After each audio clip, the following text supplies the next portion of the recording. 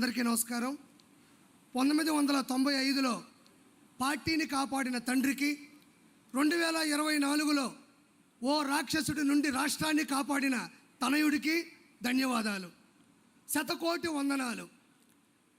ప్రత్యర్థులు చేసే తప్పుడు ప్రచారాలని, తప్పుడు ప్రసారాలని, తప్పుడు ఆరోపణలని, మార్ఫింగ్ వీడియోలని ఎప్పటికప్పుడు సాక్ష్యాధారాలతో తిప్పికొడుతూ వాస్తవాల్ని ప్రపంచంలోని జనాల ముందు నిలబెడుతున్న తెలుగుదేశం సోషల్ మీడియా గురించి ఈరోజు మనం మాట్లాడుకోవాలి. బాబు గారిని ఆదరించేవాళ్ళు, బాబు గారిని అభిమానించేవాళ్ళు, బాబు గారి విజన్ని ఆరాధించేవాళ్ళు, ఆయన ద్వారా లబ్ధి పొందిన వాళ్ళు ఈరోజు లక్షలాది మంది స్వచ్ఛందంగా సోషల్ మీడియా నిర్వహిస్తున్నారు. ఒక్క రూపాయి కూడా తీసుకోకుండా తెలుగుదేశం పార్టీలో చాలామంది సోషల్ మీడియా నిర్వహిస్తున్నారు.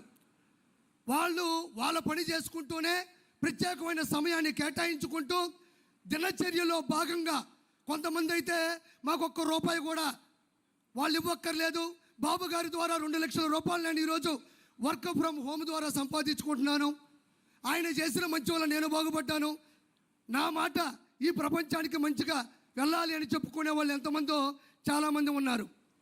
ఈరోజు ఇంకా చెప్పుదలుచుకుంటే సోషల్ మీడియాలో వైఎస్ఆర్సీపీ చేస్తున్నది ఉద్యోగం, సోషల్ మీడియాలో తెలుగుదేశం పార్టీ చేస్తున్నది ఉద్యమం, స్వచ్ఛంద స్వాతంత్ర్య ఉద్యమం. స్వేచ్ఛగా చేస్తున్నారని మరోసారి మీకు నేను చెప్తున్నాను. వాళ్ళు విచ్చలవిడిగా ప్రసంగాలు చేసినా, అతను ప్రసంగా మాట్లాడినా, సోషల్ మీడియాలో దారుణాతి దారుణమైన పోస్టులు పెట్టినా, ప్రెస్ మీట్లు పెట్టినా, బూతులు మాట్లాడినా, అవమానించినా ఏ ఒక్కరూ మన వాళ్ళు సంయమనం పాటిస్తున్నారు తప్ప తిరిగి ఆ విధంగా ప్రవర్తించట్లేదు. దానికి ఉదాహరణ నేనే. నా భార్య ఓయోలో దొరికింది, ఏరే వాళ్ళతో ఉంది అని దుష్ప్రచారం చేసి ఆర్టికల్లు చిత్రీకరించి పెడితే నాకు కోపం వచ్చి మాట్లాడదాం అనుకున్నా. కానీ మా నాయకుడు వెనక నుంచి అట కొట్టాడు. అది మనం చేయకూడదు, అది మన విషయం కాదు, మన పసుపు సైన్యంలో అది లేదు అంటే వెనక్కి తగ్గినటువంటి ఆలోచన నాది. ఇది ప్రత్యక్ష ఉదాహరణ. దీనితో పాటు గ్రామ స్థాయి నుండి, మండల స్థాయి నుండి, జిల్లా స్థాయి నుండి, రాష్ట్ర స్థాయి నుండి, ప్రపంచ స్థాయి వరకు కొన్ని కోట్ల మంది లక్షలాది వాట్సాప్ గ్రూపుల ద్వారా, స్టేటస్ల ద్వారా, యూట్యూబ్, ఫేస్బుక్, ఎక్స్, ఇన్స్టాగ్రామ్, సొంతంగా యూట్యూబ్ ఛానల్ ద్వారా సామాన్య ప్రజలకి సమంజసంగా విషయం వెళ్ళేటట్టు ప్రచారం చేస్తున్న ప్రతి ఒక్కరికి ధన్యవాదాలు. ఇక్కడ మనం ప్రముఖంగా చెప్పుకోవాలి. వాళ్ళు ఎలా విష ప్రచారాలు చేశారు అంటే, గూగుల్ డేటా సెంటర్ డేటాకి మైండ్ అప్లై చేస్తే అది గోడౌన్ తాళం వేసుకొని వెళ్ళిపోతారు. డేటాకి మైండ్ అప్లై చేశారు వాళ్ళు, మన వాళ్ళు సోషల్ మీడియా అప్లై చేశారు. తర్వాత ఆ రోజు రాత్రి అంతా దాగిపడుకున్నారు, అది వేరే విషయం. సింగయ్య గారిని వాళ్ళే చంపి, అతి కిరాతకంగా చంపి, వాడిని చంపింది, ఆ వ్యక్తిని చంపింది మన వాళ్ళని దోస్తే మన వాళ్ళు ఫుల్ వీడియోలో క్వాలిటీలో చూపించారు. వాళ్ళు ఫుల్గా దాగిపడుకున్నారు. దీంతోపాటు కుప్పంలో ప్రపంచంలో పెద్ద పెద్ద ఆర్ట్ డైరెక్టర్లు ఆశ్చర్యపోయే విధంగా టైట్ క్లోజ్ షాట్లో పెట్టి వాటర్ ట్యాంక్తో నీళ్లు తెచ్చి బిందుతో పోస్తే సంకలు గుద్దుకున్నారు, మేము నీళ్ళు ఇచ్చామని. మన వాళ్ళు వైడ్ షాట్ పెట్టారు, వైడ్గా వైరల్ అయింది. తర్వాత వాళ్ళకి వైరల్ ఫీవర్ వచ్చింది. దీంతోపాటు తల్లికి వందనం, స్త్రీ శక్తి, దివ్యాంగ శక్తి, అన్నదాత సుఖీబాబా, మెగా డిఎస్సి 16,743.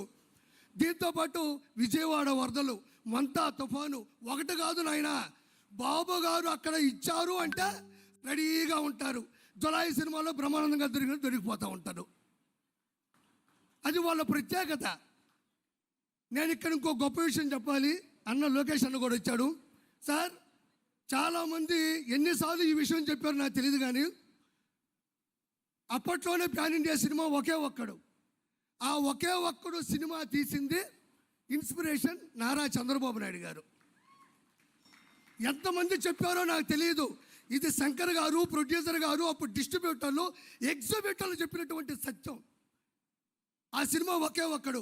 ఒక్కరోజు సీఎం అయితే ఆ సీఎం ఏం చేస్తాడు అనేది ఆ సినిమా తీశారు. Super duper bit.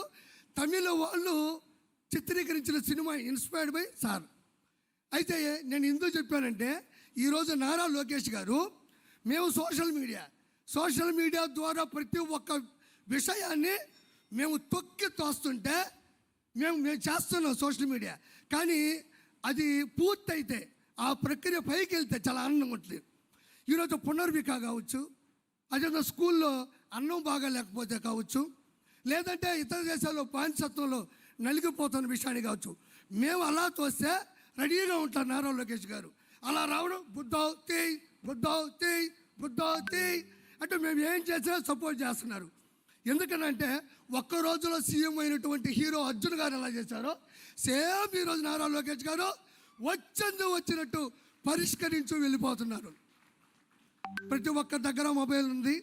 బాబు గారు చేస్తున్న ప్రతి మంచిని బయటికి తీసుకెళ్ళి పూర్తి సమర్థవంతంగా 2029లో బాబు గారిని మళ్ళీ గెలిపించుకోవాలని మనస్ఫూర్తిగా కోరుకుంటూ థ్యాంక్ యూ సో మచ్.